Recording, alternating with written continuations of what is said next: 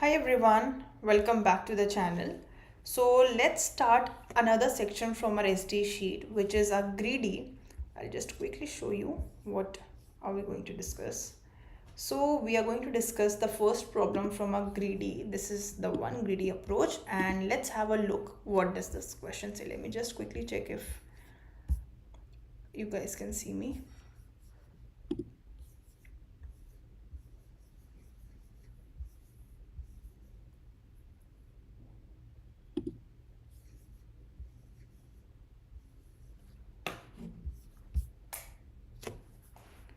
Let me check if we are live yet.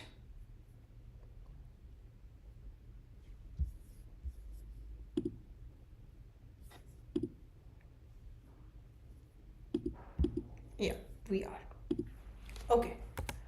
So let's understand the problem.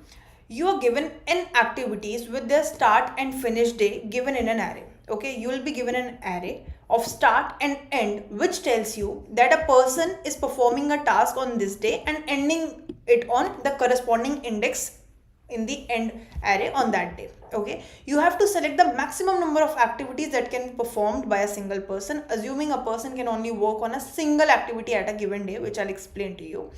Let's understand first of all what do you mean by greedy. So greedy is that kind of an approach in which you choose an approach or a solution which works the best for that particular step. You don't take care, you don't care what will be the result for the future step or the next iteration, anything. You just take care. For example, if this is the question, you will see if whatever solution you think of, if that works the best for this case, if that works, that will be the one we will go ahead with. So this is the greedy approach. People might think it is intuitive one, it might be the intuitive one, but it might not be the optimal one for every problem that you see and that you think is the intuitive one. Got it? So that's the difference. So let's have a look at this example. For example, you are given the start array like this and an end array like this. Okay, so what does this mean? That first of all, a person can work on a day whose duration will be start will be this and end will be this. The next task that person can start should be the next, either the next day or any day which is greater than your end day. Getting my point? You cannot perform more than one task on one single day.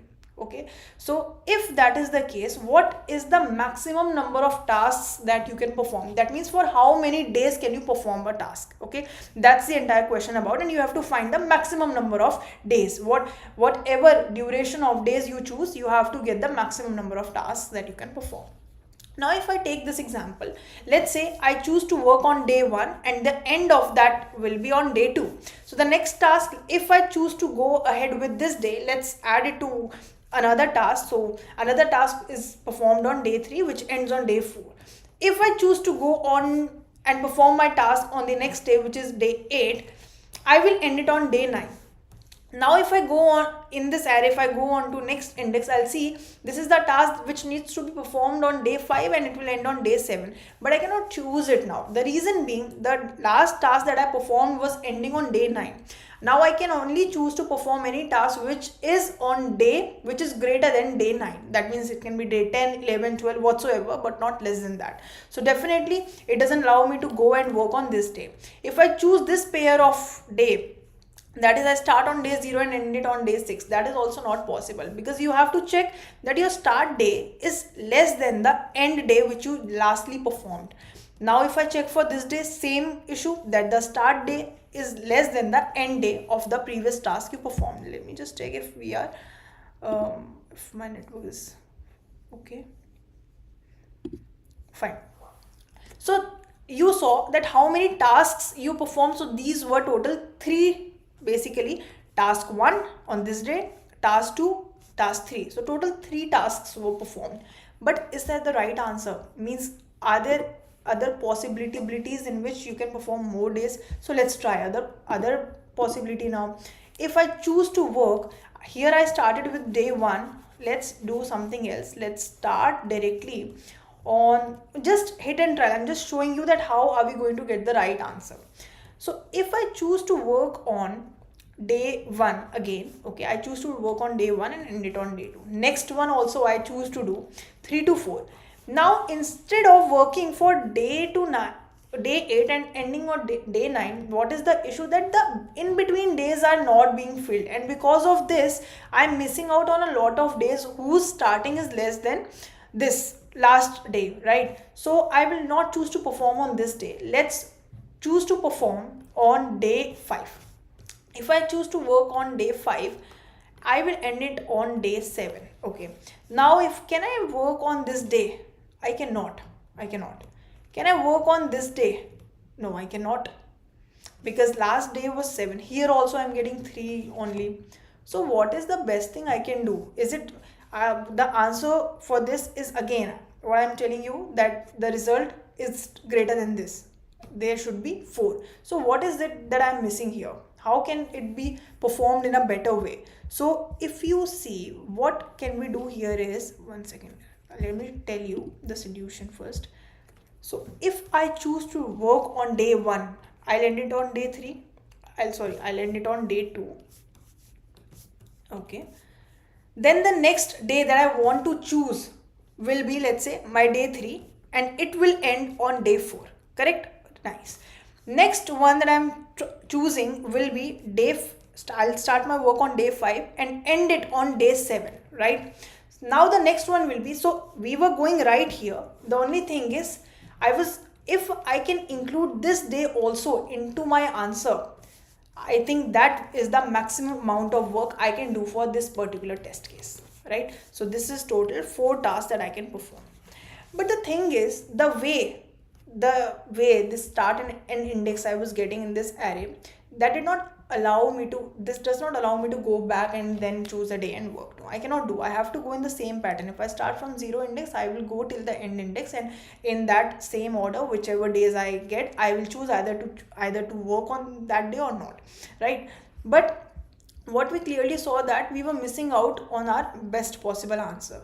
So there is one thing that can be done in this question, which is the greedy approach. What we observe here is that if I sort the end array if I sort this end array, and then whatever start indexes will be shuffled, right, in accordance to the end array, right? Now whatever I get, at least one thing will be ensured. As I progress towards from 0 till last index in my array, one thing will be sure, that right now my array will be in the sorted order of ending days. So whichever I choose or not choose to work on, at least I will be getting the maximum answer by the end of the iteration. How? Let's see. If I sort this array, right, on sorting this only one array, that means we are choosing to sort end array. Now in accordance to that, whatever comes in my start array, we will write it in that way. So let's have a look. If I end array gets sorted, I get 2, 4. See what next? 2, 4, 6, 7, 9, 9. Right? This is my end array. And corresponding to it, the start array will look like, corresponding to 2 I have 1, corresponding to 4 I have 3, 6 has 0 as its start, then I get 7 has 5 as its start, 9 has 8, I can take any 5. Which one? You can choose any one, doesn't matter. First you can write 5, and then the next one will be 8. Let's say this is how you have now finally sorted your end array and written your start array accordingly. Now if you choose to get your answer from this series, let's say I choose this one, then you see when your I is at this index, you will see what? That the start of I, is it greater than the previous task's end day? End day was 2 and current day's start is greater than that. So I can choose to work. So now I have included this also into my answer. Now my I goes here. Next, what I'll check is this start day greater than the end of my previous task? No, it is not. So I will not choose it. I cannot choose to work on that day. Now I'm here. So can I work on this day? If the start day is greater than the previous task end day, I can definitely choose this as this day to work, right? So this one more task got included. Now my index is here. The start day, now the previous day's end index is 7. I have to find any day which is greater than 7 to work. I cannot work on this day. Now I comes here, 8 is greater than 7, so definitely I can choose this pair to work on. So basically I got total how many? 4 tasks. So I got to perform 4 tasks on these different set of days. You got the point here was that once we sorted the end array, we were sure that whatever we choose to work now, at least it will be in accordance, that I will just have to check if my start day is greater than my previous task's end day. If that is the case, just include it into the answer. You don't have to think about anything else, right? So that is pretty much about it. Let me know if you guys have any doubt in this. If not, then we will move to the code part. Now a little not tricky also, but a different thing that comes into its code is that how will you handle this thing that you sorted the end array. These are 2 individual arrays, right? You sorted the end array. How will you take care that which day was corresponding to day 2 in the start array, which day was corresponding to day 4 in the start array? Because now you have to shuffle your start array also, right? So rather than shuffling anything in the array, what we can do, this is one of the way that I have written the code in. You can choose your way. You can take an array list of array. What I have done is it's a new class of pair. So what I'll intend to do, that this class pair will have 2 values, that is the start day and the end day, okay? And then I will, when I go into the code, as I iterate over any array, I'll go from 0th index till last index, okay? I choose to take, first of all, I'll take a new array list. Imagine an array list of pair, each pair containing the start and end day of that particular whatever day set we have. Getting my point? I am creating an array list. Consider an array list. Usually we have an array list of integer like 1, 2, 3. Here, instead of taking an array list of integer, we will be considering an array list of pair. Pair 1, pair 2, pair 3. So these pairs are nothing but p1 dot start will give me 1. For example, p1 dot start will give me, it will be a pair of 2 values, which is start and end. So this is how we are going to create the class pair and create an array list of pair type. And then since you know how to sort an array list, we can use collections as we do in Java. We can use collections dot sort method to sort an array list. So this array list will be sorted, but since it's not an simple conventional array list of integers, it consists of pairs. What I want is that in my pair, what is the second value? That is the end day, right? I want this array list of pair to be sorted in the order of these end days. So I can use a compare method. I will define, basically I will use a take a compare method in which on the basis of whatever pair I choose, p1 dot end minus p2 dot end, I'll write the compare function which will finally sort this array list in the ascending order of the end days of each pair. Got it? So finally I will have an array list like this which will contain these pairs but in the sorted order of the end value. So first I will have 1 2, then 3 4, then 0 6, then 5 7, 5 9, 8 9. That's how I'm going to get my array list, right?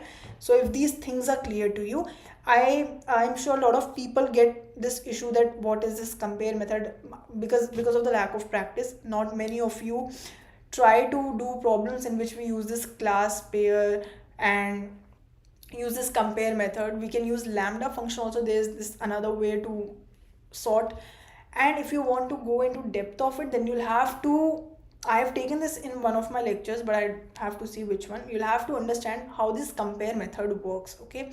How on comparing like this, it gives you the sorted order of the pair list or whatsoever you have defined, right? So now let's move to the code. I'll show you.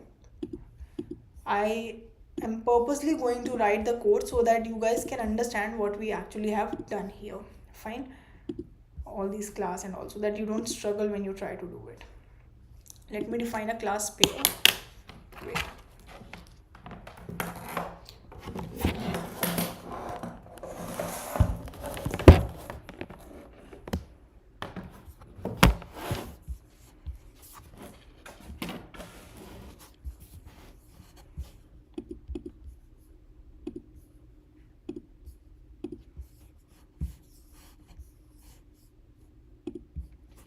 class pair, in which, as I told you, we'll have two values, int start, int end, correct? Then the comparator to initialize them, pair, public pair,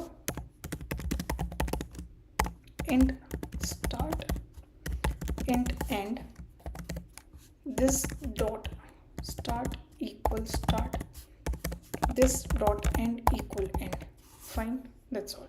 Now let's come back to our function, in which what we are going to do, let's create an array list which will be of type pair. Fine, this is small p, pair, arr, new array list, correct? Okay. Next thing is that we want to insert the values into this array list, and then we will sort it in the ascending order of the end values of my pair. Okay, so for int I is less than n, I plus plus n is given to us, so we have directly used it.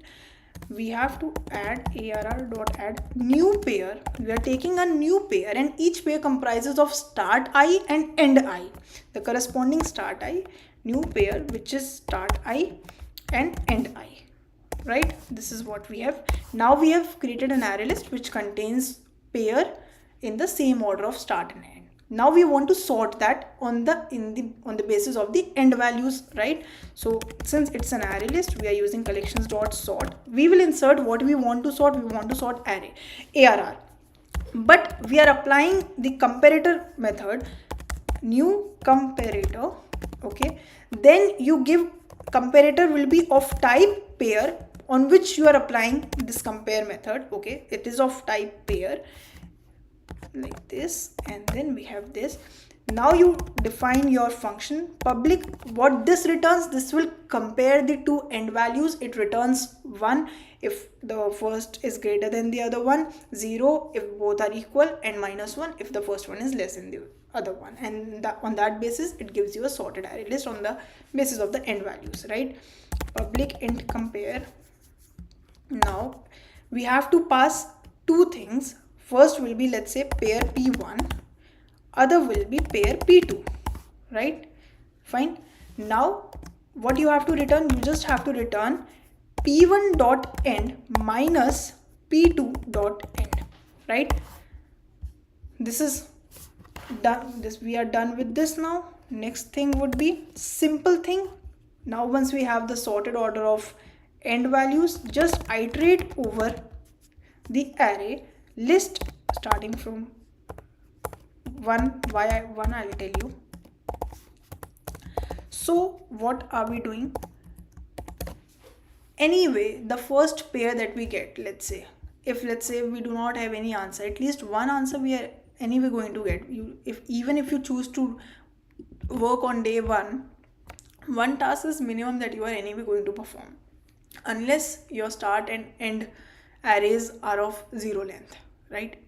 Whatever length they are, the minimum answer that you are going to get will be your answer 1. So int count will be your 1, and int previous is storing the end value. Int previous is storing the end value of the first pair of day that you chose. Okay, so int previous is end of, you can say end of 0, sorry, arr dot get 0 dot end. So arr dot get 0 gives us a pair, right? Array list is of type pair, so that pair's end value will be, I have stored it into my variable which is pair. Okay, one second.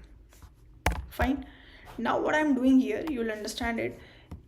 Pair, let's say pair current is your arr dot get I. Fine.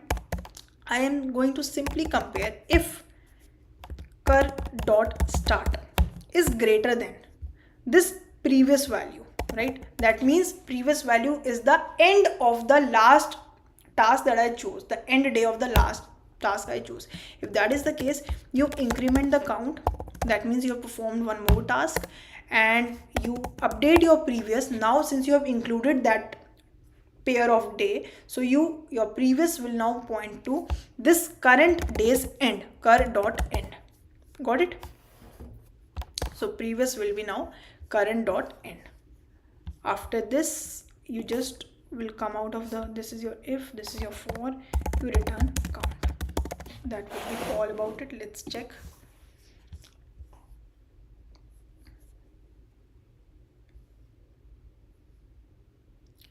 What is the issue here?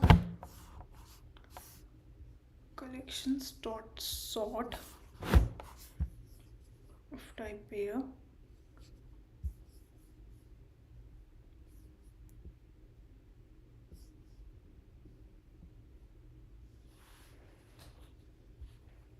Let me see.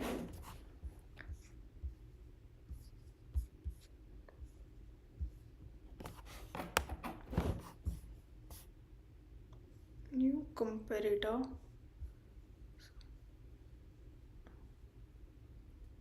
Start I, end I. P1 dot end. Compare method is fine, I guess. Let me check, guys.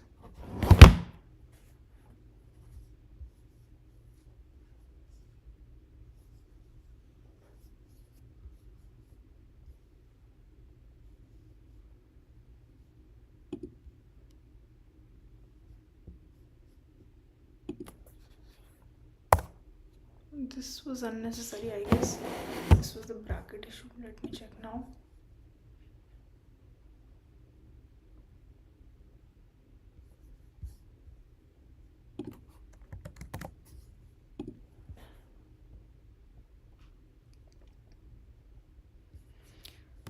It should not work.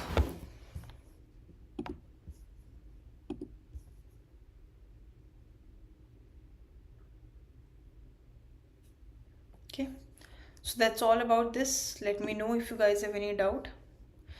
Yes, there, Shankar, we can use lambda function as I told you. It's up to you. I am comfortable with this method, so mostly in my solution I go ahead with this, but I told you you can go with lambda function. That's a better one, even a shorthand way of writing it. It's a little explanatory, that's why I go ahead with it. If you have any doubts, let me know, else we are done with this question. Fine. Yes, we can take 2D arrays also, as I told you in the beginning of this lecture, that there are lots of ways in which you can handle this. I made a class pair. What you can do, instead of taking this pair, you could have created an array list of type array, and that array 0 index will have your start value and 1 index will have your end value, and then you can use the same comparator method. Instead of on pair P1, you could have used it on ARR, that array that you will be created it. Instead of pair, it will be of something like this, of this type. You got it? So that is up to you how you handle. This is one way. You can definitely go ahead and try in that way, right?